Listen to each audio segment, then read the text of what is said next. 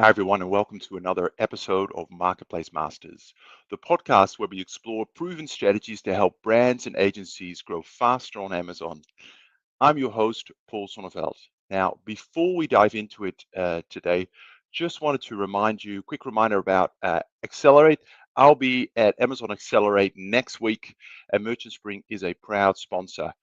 If you are heading there too, please drop by our booth. We'll be at booth 29. I'd love to meet you in person, talk about the latest features we're building, and of course, even chat about how you could maybe be a guest on Marketplace Masters or what topics you'd like to see. It's always great to connect with listeners face to face, so please do stop by. Now, today's episode is titled Mastering the Art of Licensing, and that is a topic powerful and very often misunderstood. So I'm really excited to today be joined by two wonderful guests from Lunge Marketing. First, Trisha Hubert, the founder of Lunge Marketing Group, whose team manages over 40 Warner Brother brands and brand stores on Amazon. And alongside her, Josh Fulmer, executive director and point of contact for Warner Brothers at Lunge, bringing immense knowledge and hands-on experiencing in licensing. So together, Trisha and Josh will help us walk step by step on how to set up and optimize your presence on Amazon, whether you're both the brand owner or the seller of licensed products. We'll cover everything from advertising to product page optimization to store linking strategies, etc. Stick around to the end. We'll also be taking your live questions. So as per usual, please pop them in the LinkedIn comment section or on YouTube. All right. Welcome, Trisha and Josh. It is absolutely great to have you here. Thanks for having us. Nice to be here, Paul. Yeah, thank you so much. All right. Well, let's sort of set the scene a little bit. Big picture, yeah, right? So maybe we'll start with you, Trisha. Why is licensing such a powerful growth lever on Amazon? I think, well, I know that the growth has coincided with the authority of brand registry over the years. So, you know, 5, 6 years ago, brand registry wasn't managed very well at Amazon, and they realized, but I believe it was during COVID, is all of the counterfeits and fraudulent products that were on Amazon that were saying, for example, this is a Disney Mickey Mouse hat, and they really weren't authorized to sell it. Brand registry came into play, and they really became more and more of the authority and the gatekeeper on Amazon, which cleaned out a lot of counterfeit and fraudulent products, allowing the actual brand owner and the authorized licensee of that brand owner to become the officially licensed product. So consumers know pretty much, maybe 80, 90% of the time now, which before it was a lot less than that, that they are getting a truly authentic licensed good. It could be anywhere from a Cuisinart spatula to a Disney hat. You will get the authentic product now, and that, like I said, it coincides with brand registry becoming more and more powerful. It sounds like Amazon has made some fantastic improvements in that space, really to benefit both parties there. So maybe for you, Josh, from a license owner's perspective, keep in mind some of these license owners, from what I understood and talking to you earlier, like they may not even be selling any product themselves, and oftentimes they don't, right? What are the first steps you'd recommend in really going about that brand registry and setting up, brand store on Amazon? Yeah, I think that's a great question, and I think your first step you really have to dive into is figuring out your workflow, right? So you can have this beautiful brand, something that's well known across the way, but if you don't have all your bylines linking to your store, you don't really have a shopping experience for people. So figuring out your workflow and who owns what position within that, if everyone is driving to your brand store specifically, and if they are, having checkpoints where they know that, hey, if we're doing a launch for this product line, they need to filter those ASINs to that licensee owner so they can bring those ASINs into the brand store. It's a super important process to have so people don't get left out of that. and the importance of Amazon as a whole, those brand stores are really front and center because no one can compete with the advertising there. There's no competing um, pop-up ads or anything. It's just your product and your brand. So it's really locking down that process and making sure everyone adheres to it. And how, I just had a sort of supplementary question there.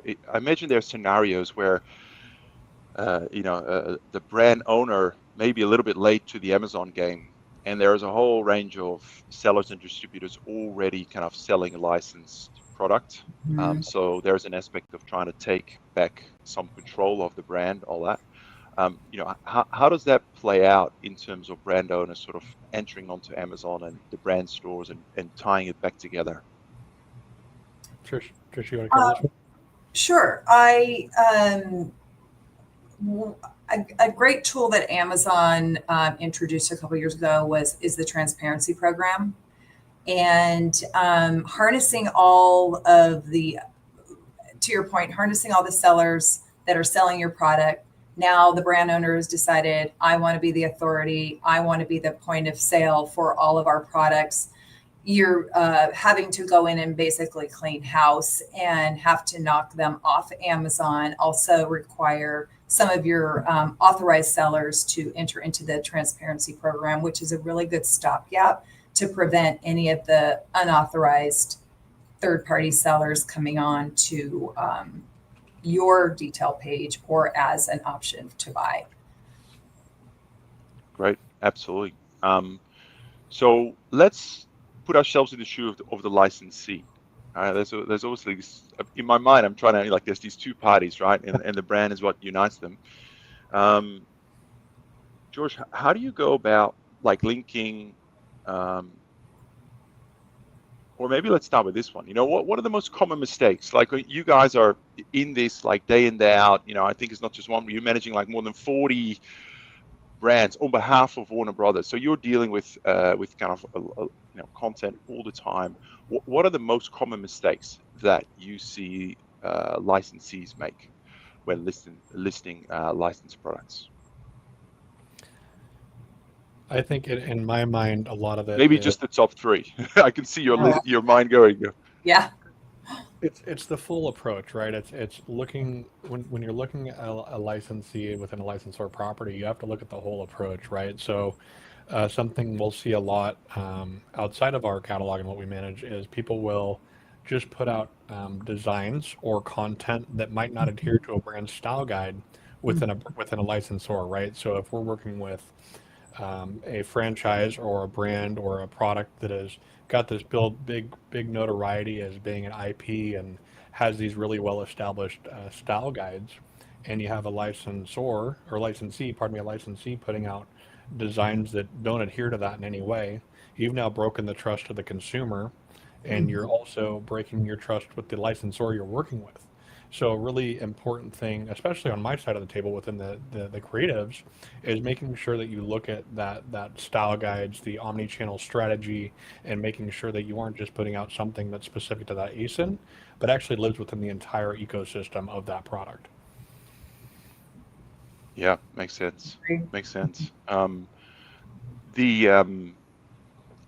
if I'm a licensee, sorry, do you want to add something to that? Yeah, go for it. And this isn't necessarily tied to licensing, but one of the most common mistakes we see some of brands in general when they come to work with us is they may not have even, I mean, this isn't a licensing thing, but they haven't even run their product through trademark. So they are not trademarked with that brand. And you can't really go to step 2 if you don't have that done. You can't go to brand registry. You can't get listed properly. So I was going to say that was going to be a common thing we see as an agency, but most obviously in the licensing space, those brands are obviously already trademarked. But it's also about, as a licensee, to what Josh was saying, adhering to the brand guidelines, but also connecting with that brand owner so that you can be part of their overarching brand store and cross promote within their brand store.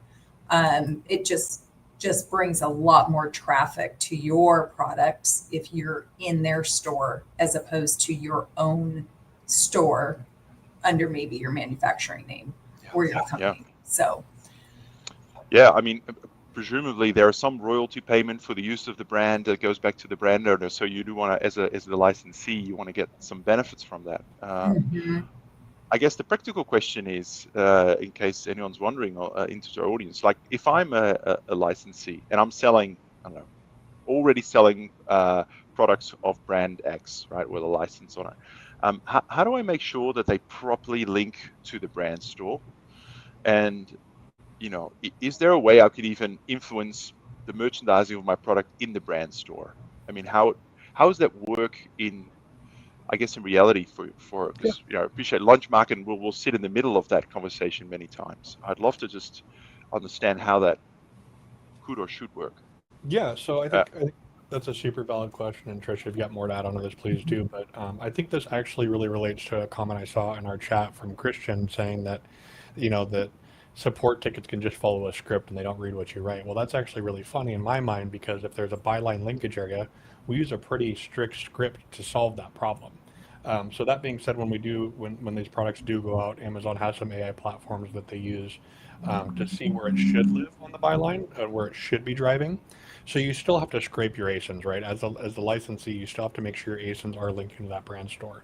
If they are not, there's a pretty simple process you can do within the Amazon support system. You go to the help bar and you go to byline being broken. And if that doesn't work, there's a pretty decent script we built out to say, hey, this is broken and this is why. And as for like merchandising on the store itself, I think that's a really valuable conversation to have is when you are working with a brand owner and a licensee, a licensee, to have the conversation of, hey, we want this merchandised. We've spent X amount of dollar marketing for it, and we think it's really going to kind of succeed. We'd like a little bit more front and center on the store. So partnering with your licensor and licensee to figure out where those merchandising live and how they are highlighted within a brand store can be really healthy in any business relationship, coming with a solution as opposed to a problem and saying, hey, I see you have a product that's currently unavailable on your brand store. My product just launched. We just dropped X amount of money marketing for it, and it's very popular. It's gone viral on TikTok. We'd love if we could take that currently unavailable spot. You've brought them a solution to something you already see fixed. So I think having that relationship can be really healthy. Agree. You touched on it, most everything I was going to say. So that's great. And I just want to, Christian, thank you for, I think we already answered your question actually here. So thank you, Josh. Oh, the violations Yeah. I would say a benefit to having a close relationship with the brand owner as well is they can go after some of these violators on your behalf. If you're not making any way through Amazon. So, we work, it's kind of going back to Amazon does prioritize vendors in the licensing space over sellers as far as the amount of the level of service that you're going to get and having the network of the contacts. So we work really closely with all the major studios, but also the people at Amazon who are responsible for the different licensors at Amazon. So we've had situations where if we haven't made any headway of getting rid of an unauthorized seller, we go to the brand owner and we enlist the help of our vendor manager or one of the studio leads at Amazon, because it can really be debilitating to a business if you can't get them off. I mean, it's not very often, but we have had to go down that path and it works. Yeah, great. Thanks for diving into that, Trisha. And Christian, thanks for your question. I encourage everyone to keep sending your questions our way through the LinkedIn comment section. We've got from Sel as well. And I see Christian just added another one. We'll get to that a little bit later. We'll have a dedicated section in about 15 minutes from now or 10 minutes from now where we'll go through some of these questions too. But keep them coming, guys. That way we add some real value to our audience here. So thank you so much. Okay, back to our conversation. We've spoken about like the licensee and the licensor obviously working together through the brand store and all of that. But that's just one aspect, right? I'm thinking there are broader promotions, there's advertising strategies, there is even just like seasonal campaigns, right, when it comes to licensing. This coordination bit between the licensor and licensee to really maximize the execution of a brand, the strategy, and obviously the sales behind that, seems like if it works well, can be really powerful. I've seen this myself when I was in physical retail, but it does require a lot of coordination. I can already see a lot of things just not working the way they should. What works, or what would you recommend when it comes to coordinating this and orchestrating this whole piece, particularly, when there's multiple, licensees involved here? You're nodding your head, Josh, so maybe I'll throw it to you first. Yeah. So we had a really good example lately. I'm not sure what details I can share, but a major movie launch happened with a partner we work with, and it was a very large activation, right? There's a whole bunch of licensees working under this IP to do a very, very large launch. And I think step one, again, as any launch, anything, you want to have good planning, a good roadmap, and good runway to get there. And having plans in place when there are hiccups, having the solutions available and good communication to activate execution of problems. So I think that the biggest way to kind of coordinate is figuring out what your end state goal is, and making sure that everything's built out for that, right? If it's advertising properties, if it's sponsored brand video, if it's A+ content and PDP, and giving everyone deadlines that are meetable, that give you enough bandwidth to say, hey, if deadlines are failed, we still have a week built out where we can build things in that might have been missed. And really just ensuring that there is a full omni-channel launch, and kind of where I'm looking forward with this, right, is it's not just Amazon. When you're launching all your Amazon ads, if you're doing a large provisional launch, you can't just do it on Amazon. You have to touch across your omni-channel platforms. If it's TikTok, if it's Meta, if it's Google, if it's print media, if it's email campaigns, and you have to do that in a way that really drives towards your traffic on your Amazon brand store or on your products if you're really facilitating that revenue build. Yeah. And I guess I just want to hone in a little bit more on the advertising side on Amazon specifically. And I appreciate, these are big brands, and I think obviously we're very Amazon centric, but these brands are so big. For them, Amazon is just one of the activation channels, right? Probably amongst a range of whole others. But in terms of Amazon, can you talk a little bit more about, or how does the coordination around the advertising spend, like who's running the advertising budgets, who's driving traffic to the brand store? Is this all funded by the brand owner, or is there a complementary strategy there? What have you seen that works, or maybe you'd recommend?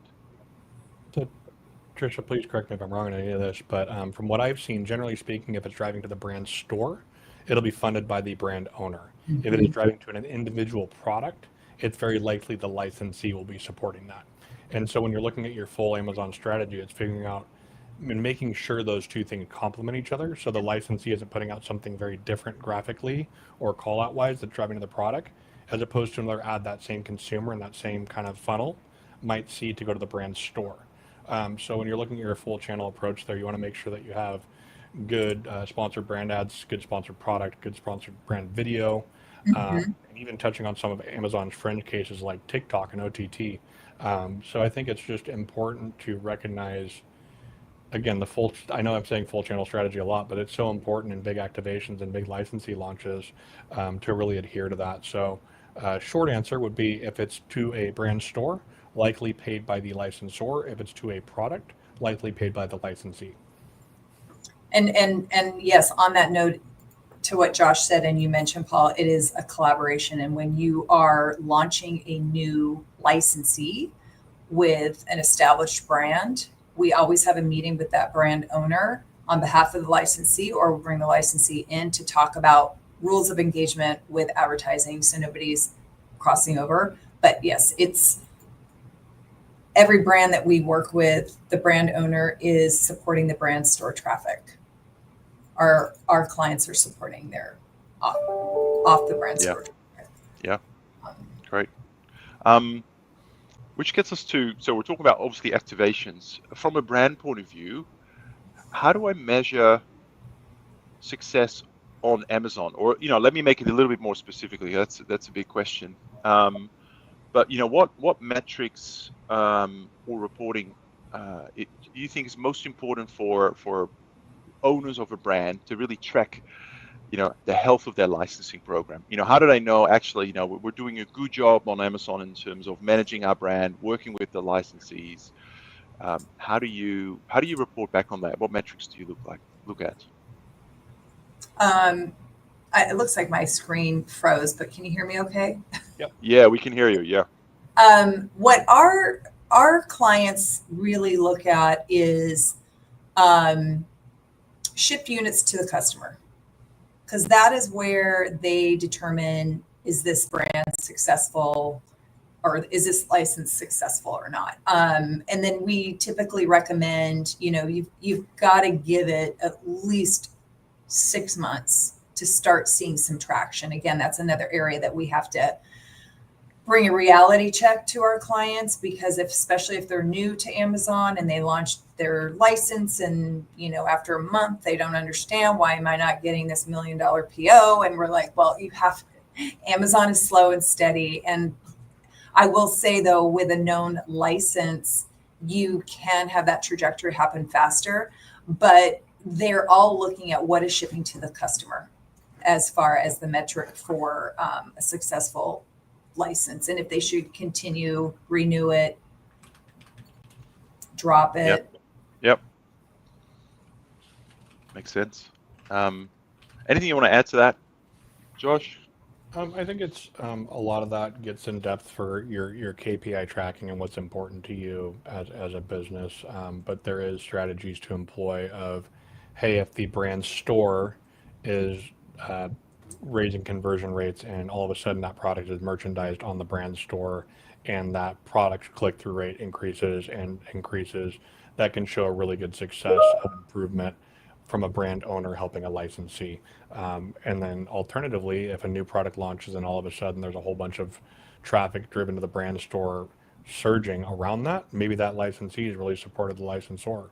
So I think it's figuring out those metrics and the checkpoints and in your agreement and your collaboration.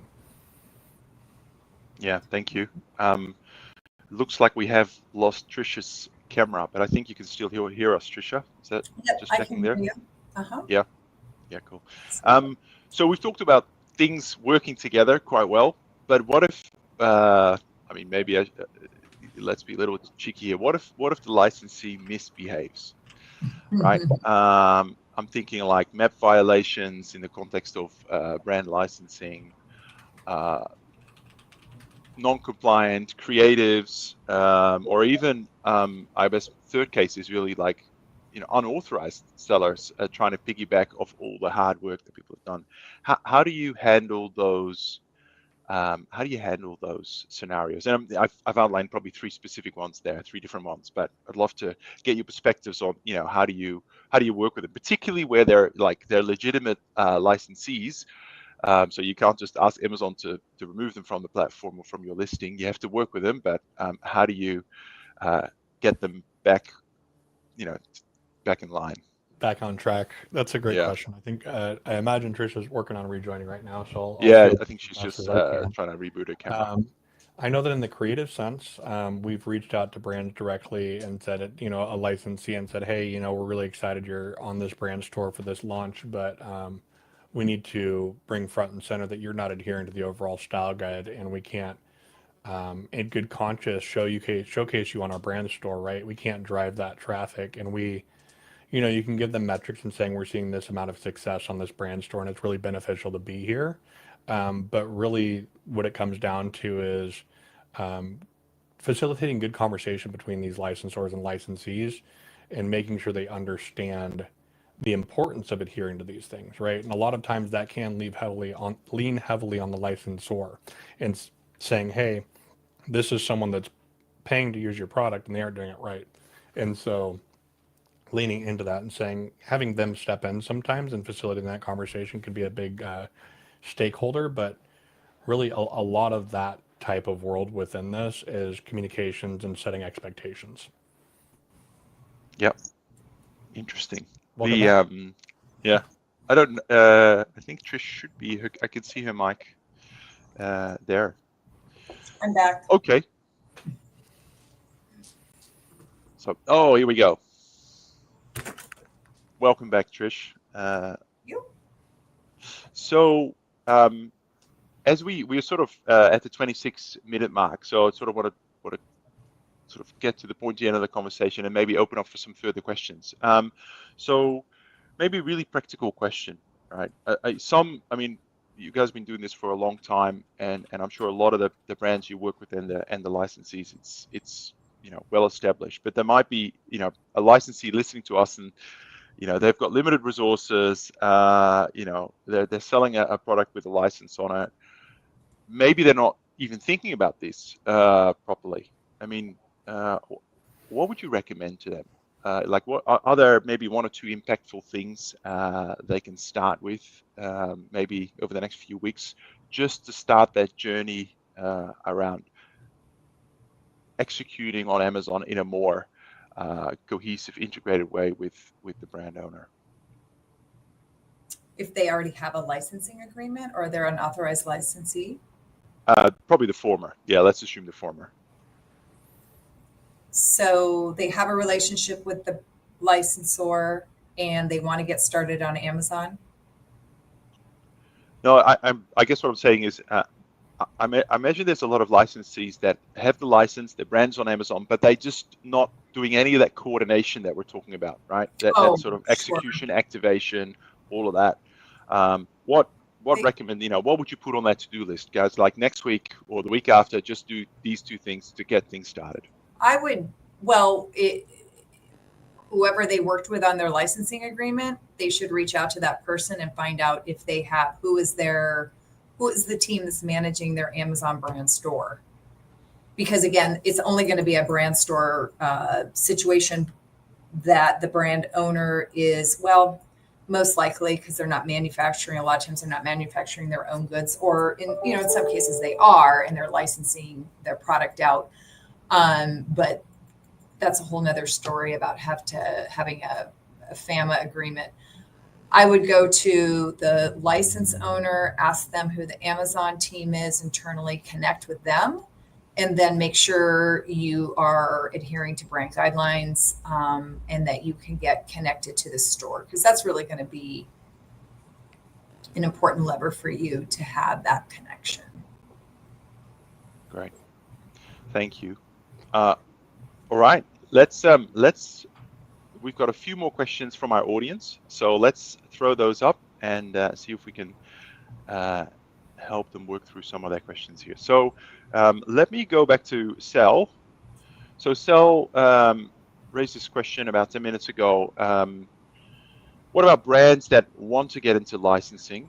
How should it be approached? What qualifications or data would a licensor find valuable to permit a brand to license their IP? So one of the documents that a lot of the brands want a licensee to have is based on their manufacturing facility. So it's called a FAMA, and it is that brand has authorized you to manufacture at this factory, and that you're adhering to their best practices and standards of representing that brand, putting it on the product that you have an agreement for. So having a FAMA in place is big. Okay. Thank you. What was the rest of the question? Let me bring it up again. Yeah, that's okay. I saw this one earlier. Yeah. So that's what I would say is a FAMA. And then, you need to obviously have a connection with the brand owner, and you need to make sure, a lot of times they limit who can manufacture what category, so there's not a lot of crossover. So that's something you need to find out before you invest, and then approach them with, hey, I want to put, I don't know, Spider-Man on this hat. Well, we already have agreements in place with X, Y, and Z manufacturers to do that. So those are things you need to be aware of, is the manufacturing facility has to be approved. And then you also need to make sure you're you've got the right products, that they may be missing some holes in their categories that they're offering. Thank you. There's another one from Christian here, which seems to be increasingly common. How do you address patent or trademark pending? So with cuts to budget at US government agencies, such as the USPTO, we may not have a trademark number yet, but the ticketing system requires a number, not a pending state. So you usually, what we've seen in these situations is the patent attorney that you're working with can escalate this typically with the USPTO. And you can have, in a pending status, you can have that in brand registry. It just has to be at a certain step along the way. And a lot of times your attorney can help with that. Great advice. Last one from Colleen. Can you provide a roadmap, one-pager, white sheet solutions page, including a step-by-step process for brand owners, etc., etc.? Maybe the broader question here is, what is a good place to educate yourself on how this works and get started on this, particularly if you're kind of new to this space, either from a brand owner point of view or maybe from a service provider point of view? There's a lot of scenarios in that question. Yes. Yeah. It would have to be like, from what perspective are you wanting to get on Amazon as the brand owner and control your brand and your brand store and harness all these sellers? I mean, I don't know where they are in their journey. So what do you think, Josh? It is kind of a... I think it is just figuring out what your end state goal is and where you really want to go to, and reverse engineering from there, right? And I think that's a conversation you'd have with someone, but it's not as easy as it sounds sometimes. All right, I'm going to throw one last question in here from David. He asks, as a licensee, when launching products on Amazon that we own and manufacture, should we use the licensor's brand name or our brand name as the licensee? Use the licensor brand name. Always. We've tested both. And without a doubt, the conversion is much higher when you are just the brand. Even though you're the manufacturer, they're not going to know the manufacturer name. Consumers are going to be looking for that brand. They're going to be searching for it. They're not going to be searching for your company name. Yeah, I think that's super valid, Tricia. And just like, people are looking for that IP, right? As much as your manufacturing might be awesome, you might have really awesome stuff. They're looking for that IP specifically. So. Yeah. I mean, and consequently, like this, if they are the manufacturer and they have other products that aren't branded, but they want to promote that under their actual company brand name, because a lot of times if your company brand name is trademarked, you can add that as a brand and market other products that aren't licensed under that brand. It's another way to add sales and growth to your catalog. Yeah, that's a great little hack. Excellent. Okay, fantastic. We are well past 30 minutes, so I do have to draw us to a close. First of all, I want to thank all of those that have asked us questions. So Sel, Christian, David, Colleen, thank you so much for participating today. That's been wonderful. Appreciate your contributions. And of course, a huge thanks to Tricia and Josh for sharing their expertise and practical insights. It was a real masterclass in licensing on Amazon. It's certainly one of the most complicated topics or most difficult topics that I've come across to date, and I think I'm sort of close to 150 episodes or so. So really appreciate you bringing your deep expertise to this conversation. Of course, for those of you who weren't able to watch the full recording, I hope you've enjoyed, or weren't able to attend live, I hope you enjoyed this recording as well. If you enjoyed this episode, make sure to subscribe to Marketplace Masters, of course, and visit our website to see what other live conversations we've got coming up. Josh and Trish, thank you so much. I think all three of us will be Accelerate next week. So I look forward to seeing you there. Thanks so much. Thank you. Appreciate it.